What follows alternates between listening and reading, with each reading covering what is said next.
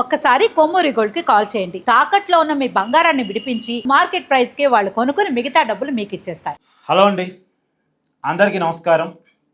Delhi liquor scam తీర్పుతో జనరల్గా ఆనందపడాల్సింది ఎవరు?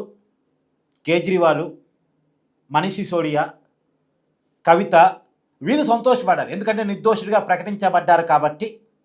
సిబిఐకి అక్షింతలు పడ్డాయి కాబట్టి, అంటే వాళ్ళ మీద కేసు పెట్టినటువంటి సిబిఐకి అక్షింతలు పడ్డాయి కాబట్టి సహజంగా వాళ్ళు సంతోషపడాలి. కానీ వాళ్ళలో సంతోషం కంటే బాధ ఎక్కువ ఉంది. ఎందుకంటే ఆల్రెడీ జైలుకు పోయి వచ్చారు, పడాల్సినంత ఇబ్బంది పడ్డారు. కేజ్రీవాల్ అయితే రాజకీయంగా చాలా ఇబ్బంది పడ్డారు. ఆమ్ ఆద్మీ ప్రభుత్వం కూలిపోయింది. ఎమ్మెల్యేగా కూడా కేజ్రీవాల్ గెలవలేకపోయాడు. మనీష్ సిసోడియా ఎమ్మెల్యేగా కూడా గెలవలేకపోయాడు. వాళ్ళకి జరగాల్సినంత నష్టం జరిగిపోయింది. కాబట్టి వాళ్ళలో పెద్ద ఆనందం లేదు. శిక్ష ఆల్రెడీ పడింది కదా అనే బాధే ఉంది. కవిత విషయంలో కూడా అదే. కానీ జగన్మోహన్ రెడ్డి గారి టీంలో మాత్రం సంతోషం కనపడుతూ ఉంది. ఎందుకు అంటే మామూలుగా సిబిఐ ఏ కేసులో ఫెయిల్ అయినా సరే సిబిఐ కేసులు ఎక్కువగా ఉన్న వాళ్ళు సంతోషపడతారు జనరల్గా. కానీ ఇక్కడ ఇంకొక విషయం కూడా ఉంది. ఢిల్లీ లిక్కర్ స్కామ్ విచారణ ఫెయిల్ కావటం ఫలితంగా ఏపీ లిక్కర్ స్కామ్ మీద కూడా దాని ప్రభావం ఉంటుంది అనేది వాళ్ళ ఆశ, అంచనా. అంత పెద్ద సిబిఐ ఎంక్వైరీ చేసి లిక్కర్ స్కామ్ నిరూపించలేకపోయింది. ఇక్కడ ఈ పర్టికులర్ ఏపీ లిక్కర్ స్కామ్ని లోకల్ సిట్ సిఐడి విచారణ చేస్తుంది. వీళ్ళేం నిరూపిస్తారు? వీళ్ళు నిరూపించలేరు. కావాల్సిన ఆధారాలు ఎట్టాగూ దొరకవు. ఈ ఆధారాలతో కోర్టులు సాటిస్ఫై కావు.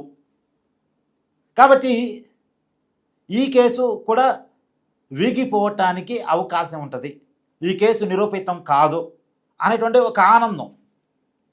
నిజానికి జగన్మోహన్ రెడ్డి గారు ఢిల్లీ లిక్కర్ స్కామ్లో నిందితుడు కాదు, ఇప్పుడు నిర్దోషిగా ప్రకటించబడిన వ్యక్తి కాదు. ఆ కేసు అసలు ఏ సంబంధం లేదు జగన్మోహన్ రెడ్డికి అయితే. కానీ జగన్మోహన్ రెడ్డి గారి ఆనందం ఆ కేసుని ఏపీ లిక్కర్ స్కామ్కి అన్వయించుకోవటంలో. నిజానికి ఏపీ లిక్కర్ స్కామ్లో ఇప్పటివరకు జగన్మోహన్ రెడ్డి గారి దాకా కేసు వెళ్ళలే. కానీ వైసీపీ నాయకుల దాకా వెళ్ళింది, జగన్మోహన్ రెడ్డి గారి ఇంటి మనుషుల దాకా వెళ్ళింది. వైసీపీ ఎంపీ మిథున్ రెడ్డి ఈ కేసులో నిందితుడిగా ఉన్నాడు, జైలుకి వెళ్ళారు, బెయిల్ వచ్చింది. అలాగే జగన్మోహన్ రెడ్డి గారి ఇంటి మనుషులుగా చెప్పుకోబడేటువంటి ధనంజయ రెడ్డి, కృష్ణమోహన్ రెడ్డి, బాలాజీ గోవిందప్ప వీళ్ళంతా అరెస్ట్ అయ్యారు. ప్రస్తుతం బెయిల్ మీద బయట ఉన్నారు. ఇంకా A1గా ఉన్న రాజు కసిరెడ్డి జైల్లోనే ఉన్నారు. బెయిల్ రావచ్చేమో చూద్దాం. నిన్న మొన్న ముప్పిడి అవినాష్ రెడ్డి అరెస్ట్ అయ్యారు, ఆయన జైలుకి వెళ్ళారు. సో మొత్తానికి వైసీపీ సంబంధించిన చాలా కీలకమైన వ్యక్తులు చెవిరెడ్డి భాస్కర్ రెడ్డితో సహా వీళ్ళంతా అరెస్ట్ అయ్యి జైలు జీవితాన్ని గడిపారు. ఒక్క జగన్మోహన్ రెడ్డి గారు దాకా కేసు వెళ్ళలేదు అంతే. జగన్మోహన్ రెడ్డి గారి ఇంటి మనుషుల దాకా, వైసీపీ ముఖ్య నాయకుల దాకా కేసు వెళ్ళింది. అయితే ఈ కేసు నిరూపితం అయితే వైసీపీకి ఆమ్ ఆద్మీకి పట్టిన గతే పట్టింది. ఎందుకంటే లిక్కర్ కేసులో నిందితుడిగా ఉండటాన్ని జనం జీర్ణించుకోలేరు అనేది మనకు అర్థమైపోయిన వాస్తవం. కాబట్టి ఈ లిక్కర్ స్కాముల మీద జనం ఒపీనియన్ మారాలి అంటే ఢిల్లీ లిక్కర్ స్కామ్ తీర్పు ఒకటి ఉపయోగపడింది. ఇవన్నీ రాజకీయ కక్ష సాధింపుల కోసం పెడుతున్న కేసులు అని వైసీపీ కొంత బలంగా చెప్పుకోవడానికి ఈ పాయింట్ దొరికింది. ఇప్పుడు వాళ్ళు స్టార్ట్ చేస్తారు. ఏమంటే మా మీద రాజకీయ కక్ష సాధింపులతో పెట్టిన కేసులు ఇవన్నీ కావాలని పెట్టారు, అది ఆమ్ ఆద్మీ ప్రభుత్వాన్ని కూల్చడానికి వాళ్ళలా చేశారు, మమ్మల్ని రాజకీయంగా అధోనీకరణ చేయడానికి వీళ్ళు ఇలా చేస్తున్నారు అని చెప్పేసి జగన్మోహన్ రెడ్డి గారు చెప్పుకోవడానికి బాగుంటుంది. ఏదేమైనా ఢిల్లీ లిక్కర్ స్కామ్ కేసులో తీర్పు ఆంధ్రప్రదేశ్ లిక్కర్ స్కామ్ ప్రభావితం చేస్తుంటే దీంట్లో అంటే ఆ లిక్కర్ స్కామ్కి ఈ లిక్కర్ స్కామ్కి కొన్ని పోలికలు ఉన్నాయి, కొన్ని తేడాలు ఉన్నాయి. అసలు చిన్న కేసు మన కేసుతో పోలిస్తే ఆ కేసుకి ఈ కేసుకున్న సంబంధం ఏంటంటే ఆ కేసులో కూడా లిక్కర్ పాలసీని మార్చి అక్రమార్కులకు, ప్రైవేటు వ్యాపారస్తులకు అనుకూలంగా చేసి వాళ్ళ నుంచి కమిషన్ తీసుకున్నారు అనేది ఆ కేసు. ఈ కేసు ఏంటి? ఈ కేసు ఏంటంటే ప్రైవేటు వ్యాపారస్తులు ఎవరు లేరు ఇక్కడ. మొత్తం మద్యం వ్యాపారం అంతా ప్రభుత్వం చేతిలో ఉంది.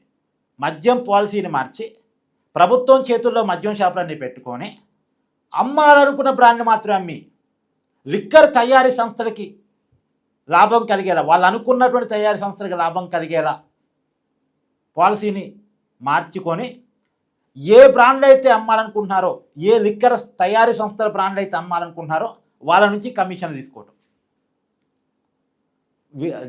కేజ్రీవాల్ గవర్నమెంట్ మీద ఉన్న ఆరోపణ ఏమో ఏ సంస్థలైతే మందు అమ్ముతున్నాయో వాళ్ళ నుంచి కమిషన్లు తీసుకున్నారు అని, ఇక్కడేమో ఎవరైతే మందు తయారు చేస్తున్నారో సొంత బ్రాండ్లు వాళ్ళ నుంచి కమిషన్లు తీసుకొని ఆ బ్రాండ్లు మాత్రమే ఏపీ ప్రభుత్వం అమ్మింది అనేటువంటిది వీళ్ళ మీద ఉన్న అభియోగం.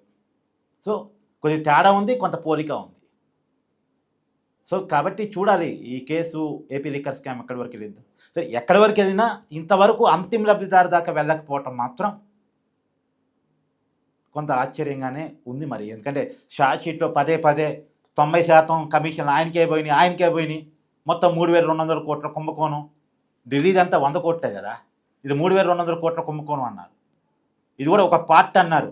ఈ 3,200 కోట్లు 90% జగన్మోహన్ రెడ్డికే పోయింది, అంటే అంతిమ లబ్ధిదారు బిగ్ బాస్కే పోయింది అన్నారు.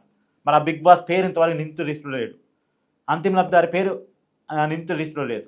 అయితే ఒక్క విషయం, అక్కడికి ఇక్కడికి ఉన్న తేడా ఒకటి కీలకంగా గమనించారండి.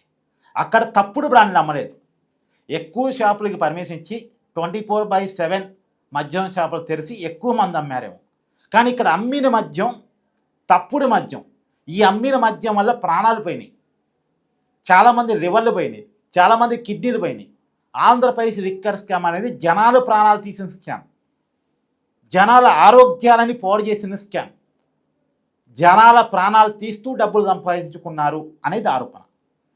మీ కామెంట్ కూడా జత చేయండి.